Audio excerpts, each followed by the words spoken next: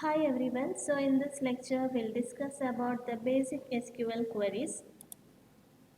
The topics I'm going to cover in this lecture are SQL data definition and data types, like how you're going to create the schemas and the tables, then how you can specify the constraints in SQL, then you will learn like how you can retrieve the information stored in the database using the retrieval queries. After that, like how you are going to manipulate the information stored in the database using DML commands such as insert, delete and update. Then we'll see some additional features of the SQL. SQL language, it is considered one of the major reasons for the commercial success of relational databases. If you take any applications which are related to databases, it will use SQL. Okay, so SQL is called as structured query language. So earlier it was known as SQL and now it is referred as structured query language. So this SQL provides the different commands or the statements for defining the databases, schemas and all, and then how you can retrieve the information and then how you can update. So like both DML and DDL commands are provided in SQL, and it is used here you can specify different uh, features, like you can use SQL and it can be embedded in some other languages. Okay, the SQL statements can be embedded in some other languages, or you can use the high level language and the SQL queries when you are developing the applications. It provides the trigger concept or assertion, which are the more advanced topics, and then we can write our own procedures or the functions using procedural SQL, okay, PLSQL. So there are so many features which are added in the SQL. So one by one we'll see that. First, we'll see what all the terminologies we are using in the SQL. Like we use table, row, and column. Table refers to the relation, row refers to the tuples in the relation, and column is referred to the attributes. Okay, so in the relational database model, you have seen like we are representing the information in the form of relation or the table. Okay, and each table or the relation is having rows and columns, right? So each row is nothing but tuple and the column indicates the attribute values. Okay, now the main command or the statement which is used in data definition language is create. Okay, create statement is the main SQL command for the data definition. Now, what is data definition actually? Like how we are going to specify the structure of a database and what is the structure of a table or the relation which you are going to create. So that you can specify using data definition. Okay, the main how you can modify or how you can create the database and how you can modify the structure. So those things can be done using data definition statements or the commands. Now before going to the data definition commands or the statements, we'll see the concept of schema and the catalog. Schema means it is nothing but the database. Okay, like you have a collection of tables or the relations which are stored in one unit. Okay, so it is stored in one place. So that is the database, or that is called as a schema. And this schema is identified by its name. So you have to specify a name for the schema. And who can access this? So you need to specify the authorization details, like which user can access this database or the schema and what the schema contains. So it includes tables, constraints, views, domains and other constructs. Okay, so the collection of all these will be included in the schema. And when you are writing the commands in SQL, so each command or the statement ends with a semicolon. So you have to specify a semicolon at the end of each statement. Okay. Now we'll see what is mean by catalog. Catalog is a named collection of schemas in an SQL environment. When we install a SQL compliant RDBMS on a computer system, so that will give you the environment where we can create and manage the databases. So when I say database or the schema, for example, I need to store the information about the company. Like we have different departments, so each department's information must be stored in a company. So we'll create company database, and in that company database we will put different tables. We'll create different tables inside that company database. So here company is the name given to the schema. Okay, and who can access it? For example, I give authorization to J. Smith, who is a manager or executive manager in that company, or he is a president. So like that we can specify the authorization details when we are creating the schemas. Okay. Now inside the schema, as I said, you have to create a tables or the relations. When you are creating a new relation or when you are specifying a new relation, you have to give a name. Okay, like what is the name of that relation, that you have to provide. And also you have to specify the different attributes and their data types and what are the initial constraints. Okay, so those things need to be specified when you are creating the new relation. Okay, see here example is given like create table company dot employee. So in the company database, inside the company database, I'm going to create employee relation. Okay, so you can even that you can skip that database name or the schema name. Simply you can write create table employee. Okay, but you have to make sure that you are in the company database. Okay, within the company database you have to create a employee relation. So you can write create table, then table name, that is employee. Okay, now how we can specify the attributes. Okay, we'll see that. Before that we can create a table and we can create a view. There are two different things like base table or base relations and virtual relations. Now base relations means you are storing the content or the tuples which are there in the table or the relation. Okay, it will be stored as a file by the DBMS. But virtual relation means just you will have a definition of that relation, but it will not contain any content or information is not stored by the DBMS. Okay, only the definition will be there. Now whenever you refer that virtual relation, it will execute the view definition and it will fetch the content or the information from the base relation. Okay, so that is the difference between base table and virtual relations or the virtual tables. Usually we say virtual tables or the view. Okay, only it has a definition which is stored by the DBMS. Now here these are the different relations which are there in the company database, like employee, department, then we have department locations, project, works on, and the dependent. You can see here when we are creating the table, as I said, first you specify the relation name, provide the relation name. So I am creating employee relation, so write create table employee, and then all the attributes you have to specify. For example, the first name of the employee.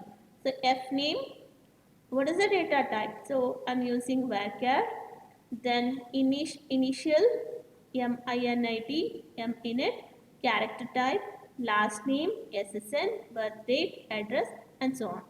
So like this you can write the, or you can specify the attributes and their data types, and then the constraints. Okay, initial constraints. I'll discuss about these constraints in detail. Now here you can see, once you have written the statement, the complete statement, you have to end this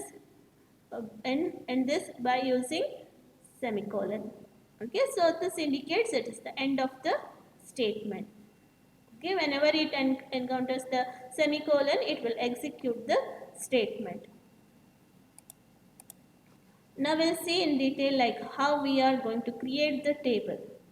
Now in the previous examples, you have seen foreign keys, right? Foreign key, employee SSN, references, employee SSN.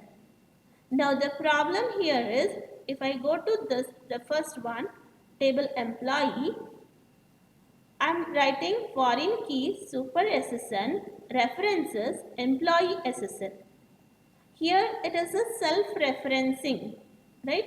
It is the recursive relation, or it is reference, there is a reference to itself. It is referencing, it is referring itself. So now whether this is possible while writing the create table command. Whenever you add the foreign key, you make sure that the reference table must be created first. Okay, otherwise you cannot add the foreign key.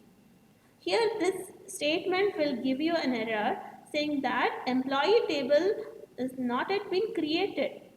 How you can refer that? Okay, so that's why this statement will not work. This entire create table command will not work. And similarly, if I see the next one, foreign key department number references department of D number. Here again, a department you are creating next, right? This table is not there. Again, you will get an error. Okay, so that is the problem when you are writing the, or when you are specifying the foreign key. See here they have mentioned some foreign keys may cause errors, specified either via circular references or because they refer to a table that has not yet been created. So you cannot add foreign key constraint while creating the table if that table has not yet been created, or if it is having a circular references. If the same relation is referring itself, then also you cannot specify the foreign key when you are creating the table. Later you have to update it. Okay. Now we'll see the basic data types in SQL. Under numeric data types, we have integer like int, small int, big int. So these are the integer types. Then floating point numbers like float, real, or double. Under character, we have fixed length and varying length. Fixed length means it will allocate the fixed number of spaces. Like if I say character of 10 means the static allocation will be done, and in varying length it will allocate dynamically. That means if say I have defined the employee name attribute with varchar of 10 or 20. Now if I give the name with only 5 characters, then it will allocate only 5 character space. That is in case of varchar or varying length. But in fixed length, even though you are giving small name or only with 5 characters name, but already you have set the size as 20, so it will allocate the 20 character space. So that is the difference between char and varchar, or fixed length and varying length. Now the next is bit string. Bit string data type, it is used to specify the binary numbers. Like in the form of binary digits, you want to specify some values like ones and zeros. In that case you can use bit string. Okay, so you have to specify how many bits you are specifying, what is the size of that bit string. For example, if you want to use 10 binary digits, okay, then you have to write bit of 10. that size you have to specify. Then Boolean data type, it will take true or false values. Then date data type, like you can use this to indicate or to represent the date values, year, month, day format. Okay, so for example, birth date or manager start date, and like order date. So that can be specified using date data type. Okay, and then the additional data types we have like timestamp, where you can specify the time, date and time both. And interval is used to specify the duration. Okay, like you can either increment or decrement the value of date, time or timestamp. You are specifying what is the duration or the interval, like from which factor it has to be incremented or decremented. uh, the next important concept is domain.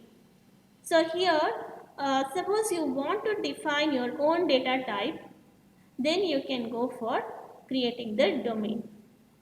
Okay, it makes it easier to change the data type for a domain that is used by different attributes. Okay, so for example, I'm creating a domain called ssn underscore type. Here you can see create domain ssn underscore type. It is of type character of length 9. Okay, so in suppose you are creating the table later, that time directly you can write ssn underscore type. Okay, instead of writing ssn character of 9, you're just writing ssn of ssn underscore type. It is easy to remember. Okay, ssn means it is of ssn underscore type. You don't bother, you no need to bother about what is the size you have specified. All those things are not required. Simply you can write ssn underscore type. Now, how we can represent the constraints? There are different constraints like key constraint, referential integrity constraint. Then you can specify the null values or the default values on the attribute values. Then how constraints can be used for the entire tuples, that also you can specify. Okay, so how to write the constraints? The first one, that is not null. If I specify not null constraint, then for that attribute we cannot enter null value. Okay, it will not accept null value for that attribute. Now the default value means, for example, salary field. Suppose you don't know what is the initial salary. If you left that attribute while inserting the values to the tuples, then it will take the value which you have set as default. Okay, instead of putting random numbers, null values, what we can do is, suppose you don't know, you set some default value for that attribute. Then comes check. Check clause is used to uh, specify certain constraints on the domain of the attribute.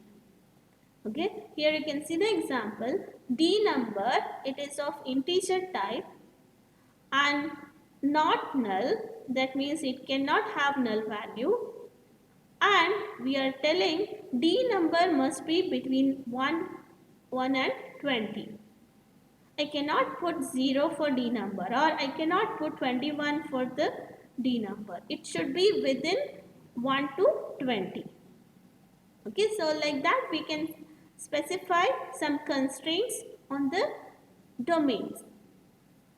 Okay, we can put the constraints on the domain.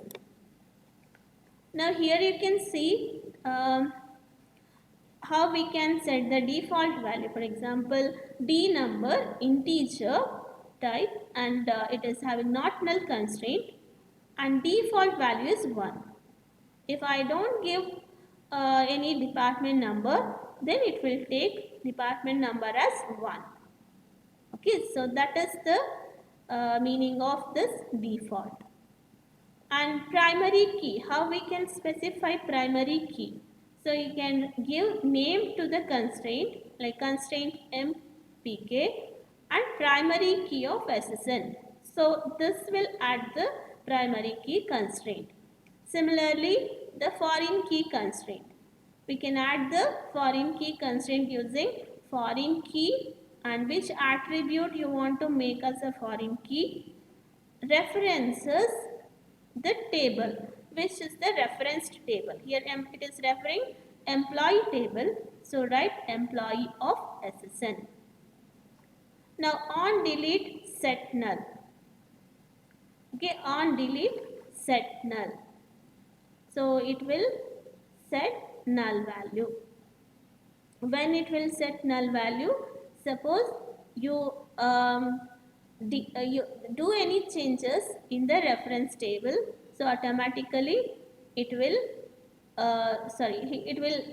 it will make those changes in the referencing table.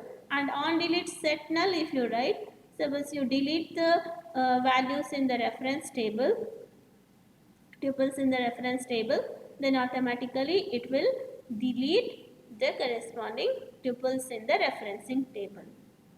And then okay, not null constraint we have discussed. Unique means it will make dname as a key.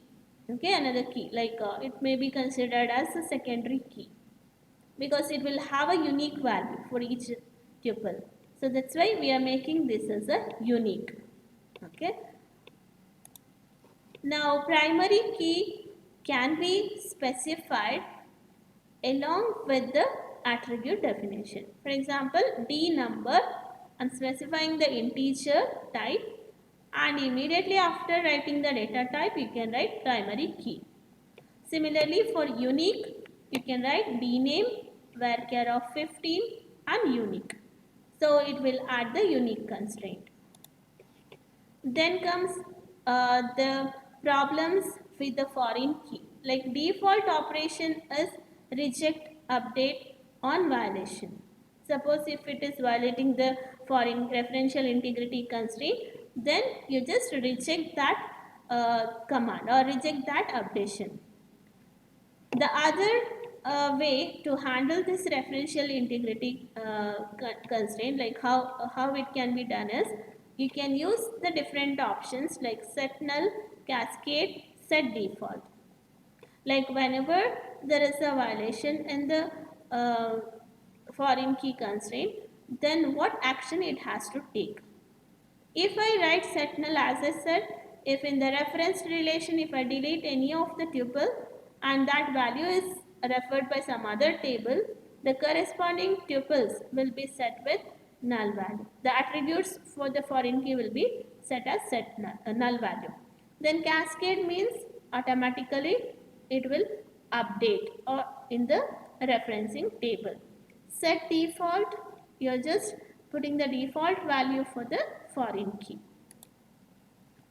Now giving names to the constraint. As I said, when you are adding the constraints, you can name those constraints. These are useful when you are modifying the constraints. Later suppose you want to modify, then you can just use that name for your reference. The last thing is check clause. Now how this will work? As I said, check clause is used to put some condition on the domain of attribute, or like how you are going to insert the values. Then for the entire tuple you want to put some condition. If that condition is met, then insert the values. Okay. Now for example here, check department create date is less than or equal to manager start date. Department must be established first, or it must be it must be open first, right? Then only you will assign the manager. That's why the date of opening the department must be smaller than or equal to the manager start date. So when you are inserting the values, suppose if it is not matching with this condition, such tuples will be discarded, or it will not execute that command. It will reject that insertion. Okay, so these are some of the constraints which are used while creating the table. Thank you.